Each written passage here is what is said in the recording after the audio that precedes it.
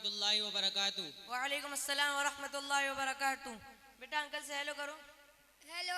अरे बेटा आपको तो सीधे हाथ से मुसाफा करना चाहिए, ये सब क्या है?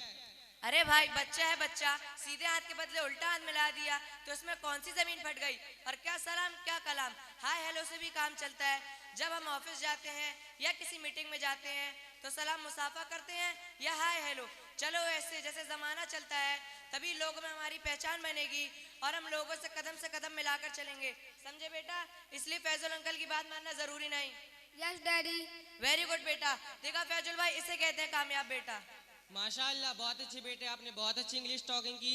लेकिन बेटा इसी के साथ साथ आपको दीन का इल्म भी होना चाहिए। और अरिश भाई, शायद आपको मालूम नहीं, सलाम करना, मुसाफा करना, ये सब हमारे नबी सल्लल्लाहु अलैहि वसल्लम की सुन्नतें हैं और ये हाय हेलो गैरों का तरीका है। और अरिश भाई, कि हमारे लिए ज़रूरी नहीं कि हम अपने बच्चों को दीन सिखाएं कि किस वक्त कौन सी सुन्नत पर अमल करना है। ये हम माँ बाप की जिम्मेदारी है।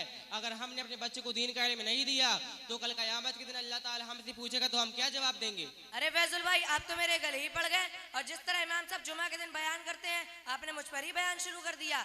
अच्छा, आपके कहने का ये मतलब है कि इस मॉडर्न जमाने में जबकि दुनिया चांद पर जा रही है, मैं अपने बेटे को मुल्ला और मौलाना बना दूं और स्कूल छुड़वाकर मदरसे में डाल दूं? और फैजुल भाई, अब सुन्नत और दीन की बात करते हो तो मेरे बेटे का पेट सुन्नत और दीन से नहीं बल्कि रोटी और कपड़े से भरेगा। अब आप ही मुझे बताएं, जब मेरा लड़का बड़ा होकर जॉब के लिए जाएगा तो कोई उससे सुन्नत और दीन का सवाल नहीं करेगा बल्कि दुनिया का सवाल करेगा कि आप डॉक्टर हो या इंजीनियर हो या वकील। अरे अरिश भाई, आप तो खामखा गलत समझ रहे हैं। मेरे कहने का मतलब ये है कि हम अपने बच्चों को असली तालीम यानी एजुकेशन के साथ साथ दीन का इल्म भी दे। सिर्फ बच्चों को दुनिया में ज़िंदगी गुजारने के लिए देना काफ़ी नहीं, क्योंकि हम मुसलमान हैं। हमारी जो असली ज़िंदगी है वो आखिरत है।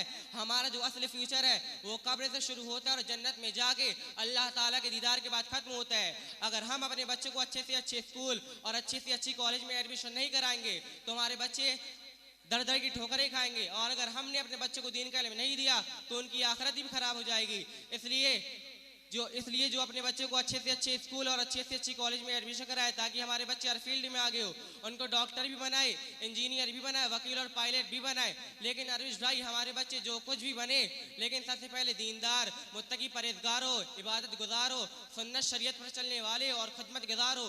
ये सब उसी वक्त हो सकता है जब आप अपने लड़के का एडमिशन दीनी तालीम के लिए कराओगे।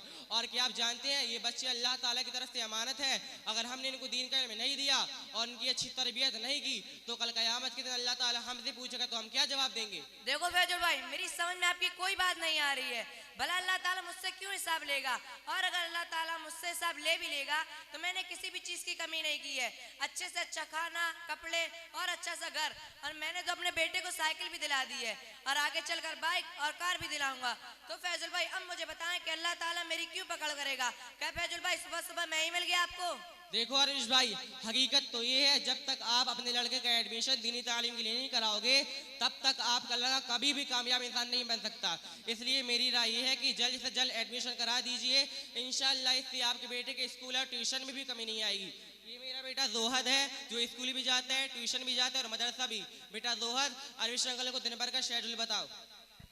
अस्सलामुअलैकुम वरहमतुल्लाहि वबरकातुहू। अलवेश अंकल, सबसे पहले अब्बा के साथ फजर की नमाज़ जमात के साथ पढ़ता हूँ, फिर घर जाकर नाश्ता करता हूँ, फिर 7 से 12 स्कूल जाता हूँ। छुट्टी के बाद घर जाकर कपड़े चेंज करके जोहर की नमाज़ जमात के साथ पढ़ता हूँ, फिर 2 बजे से 3 बजे तक ट्यूशन जाता हूँ।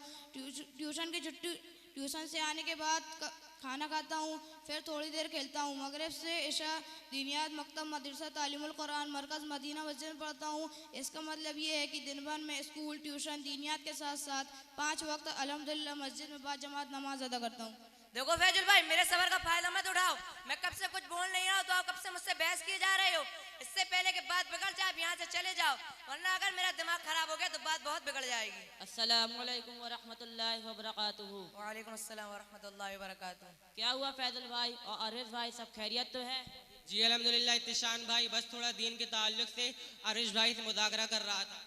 क्या फैजल भाई, आप भी किससे बात कर रहे हो और किसको दीन समझा रहे हो? इसको समझाना यानी अपने सर पर पत्थर मारने के बराबर है। समझाओ उसको, जो समझने की सलाहियत रखता हो। ये तो कभी किसी की बात मानता ही नहीं, बस समझता है कि हम हैं, बाकी सब पानी कम है, आता जाता कुछ है नहीं और हमेशा बड़ा बनने का शौक रखता है। अरे इत्तिशाम भाई, मेरे बारे में क्या बोल रहे हो?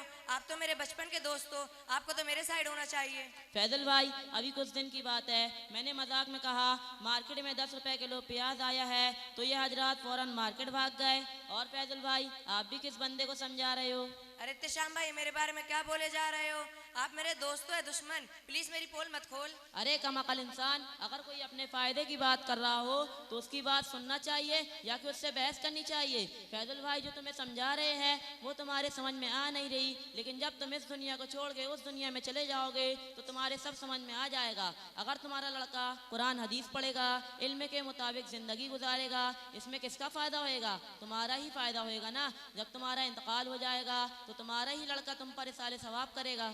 अच्छा इत्तेशाम, 100 चूहे खाकर बिल्ली हज को चली, अब तुम मुझे समझाओगे?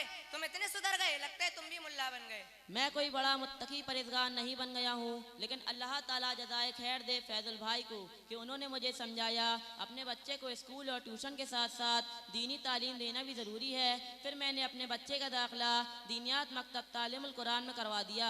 अल्हम्दुलिल्लाह इससे हमें बहुत फ़ायदा होता है।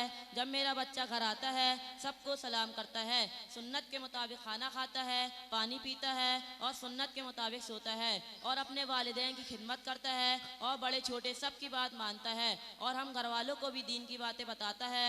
अल्हम्दुलिल्लाह इससे हम घर वालों को बहुत फ़ायदा होता है। जी फैजुल भाई और इत्तेशाम भाई, मैं आप दोनों से माफ़ी चाहता हूँ, मैं कब से आप दोनों से बहस कर रहा हूँ। शुक्रिया फैजुल भाई और इत्तेशाम भाई, आप दोनों ने मेरी आंखें खोल दी। मैं जल्दी अपने बेटे तौसीफ का एडमिशन दीनात मकतब मदरसा तालीमुल कुरान मरकज़ मदीना मस्जिद में कराऊंगा।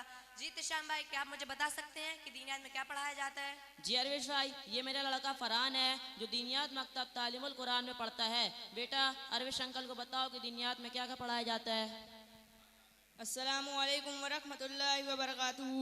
जी अरविश अंकल, मैं आपको और तमाम हाज़रीन जलसा को मुख्तसर वक्त में समझाने की कोशिश करता हूँ। क्लास में सबसे पहले 40 मिनट नूरानी कायदा और फ़िक़्ही अदायगी के साथ, और जिन बच्चों का नूरानी कायदा कंप्लीट हो चुका है उन बच्चों को तजवीद के साथ अम्मा पारा पढ़ाए जाते हैं। और अल्हम्दुलिल्लाह दीनियात के निसाब के एतबार से मेरा 3rd ईयर कंप्लीट हो चुका है और अम्मा पारा भी कंप्लीट हो चुका है और नेक्स्ट ईयर में 11 पारे भी कंप्लीट हो जाएंगे और 5th ईयर में नाज़रा कुरान तजवीद के साथ मुकम्मल हो जाएगा।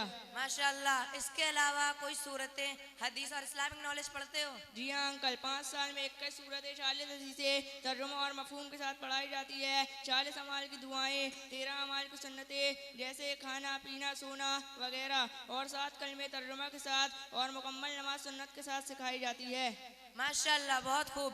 इंशाअल्लाह मैं भी बहुत जल्द अपने बेटे का एडमिशन दीनात मकतब मदरसा तालीमुल कुरान मरकज़ मदीना मस्जिद में कराऊंगा। और जहाँ तक भी मेरी आवाज़ जा रही है, मेरे मोहतरम बुजुर्गों, दोस्तों और मेरी पर्दा नशीं माँ बहनों, जल्द से जल्द अपने बेटों का एडमिशन दीनात मकतब मदरसा तालीमुल कुरान मरकज़ मदीना मस्जिद में कराएं। इंशाअल्लाह इससे हमारे मुआशरे को बहुत नफ़ा होगा। अस्सलामु अलैकुम वरहमतुल्लाहि वबरकातुहू।